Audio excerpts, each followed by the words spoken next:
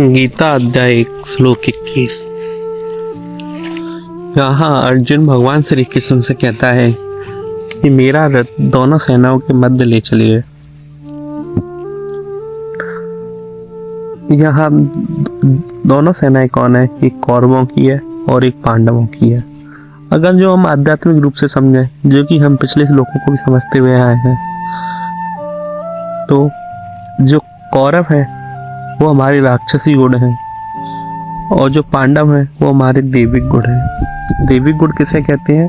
कि जैसे सत्य की राह पर चलना, धर्म की राह पर चलना, धैर्य से काम लेना, संयम से काम लेना। और राक्षसी गुण कौन से होते हैं?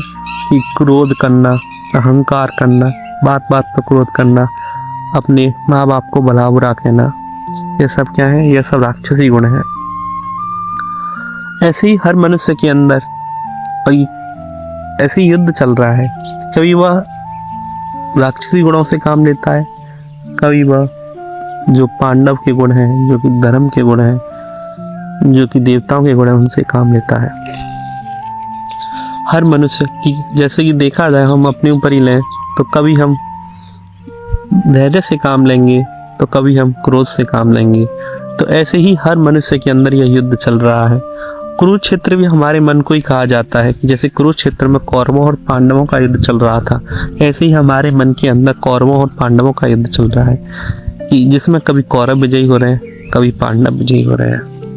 कि जैसे कि श्लोक में आ रहा है कि अर्जुन भगवान श्री कृष्ण से कह रहा है कि मेरी सेनाओं को, मेरे रथ को दोनों सेनाओं के मध्य ले चलिए। तो यहाँ अर्जुन कौन है? आध्यात्मिक रूप से देखा जाए तो अर्जुन हमारी आत्मा है और भगवान श्री कृष्ण कौन है? कि परमात्मा है। यहाँ एक सोचने वाली बात यह है, क्या अर्जुन खुद रथ को चलाकर नहीं ले जा सकता? तो यहाँ तो वो ले जा नहीं रहा। रथ को कौन चलाकर ले जा रहा है? यहाँ पर रथ को तो चलाकर भगवान श्री कृष्ण ले जा रहे हैं। तो जो हमारी आत्मा के रथ को कौन चला रहा है? कि यहाँ पर भगवान श्री कृष्ण चला रहे हैं। और इसको और आध्यात्मिक दृष्टिकोण से देखा जाए तो इस रथ को हमारा शरीर कहा गया है और घोड़ों को इंद्रिया कहा गया है और बुद्धि को सारथी कहा गया है। तो यहाँ पे हमारी अर्जुन कौन हो गया? कि अर्जुन तो हो गया आत्मा, रथ हो गया हमारा शरीर और सारथी कौन हो गया? बुद्धि। और यहाँ पर अर्जुन का सारथी कौन थे? कि भगवान श्री कृष्ण थे, वो परमात्मा थे। तो जैसे ही मनुष्य परमात्मा को अपना सारथी बना लेता है, कि मनुष्य परमात्मा को सारथी कैसे बनाएगा? कि जब वह अपनी बुद्धि परमात्मा के चरणों में लगाएगा, परमात्मा को देगा। अब यह अपने में ही सवाल है कि वह परमात्मा को बुद्धि कैसे देगा? जब वह परमात्मा का ध्यान करेगा तब उसकी बुद्धि परमात्मा में लग जाएगी, और जब उसकी बुद्धि परमात्मा में लग जाएगी तब वह कौरवों और पांडवों के बीच में फर्क कर पाएगा। तब वह अपने अच्छे और बुरे विचारों के बीच में फर्क कर पाएगा। तब वह पाप और पुण्य के बीच में फर्क कर पाएगा। पर जो आज का मनुष्य है वह फर्क नहीं कर पाता इन दोनों विचारों से। कि जैसे देखा जाए, हम खुद पर ही ले लें, अगर हमसे हमारे माता पिता, बड़ा भाई अगर कुछ भी थोड़ा सा भी कह देता है तो हम क्रोध करने लग जाते हैं। तो ये तो कौरवों के गुण हैं जो हमें अपने अंदर नहीं रखने चाहिए थे।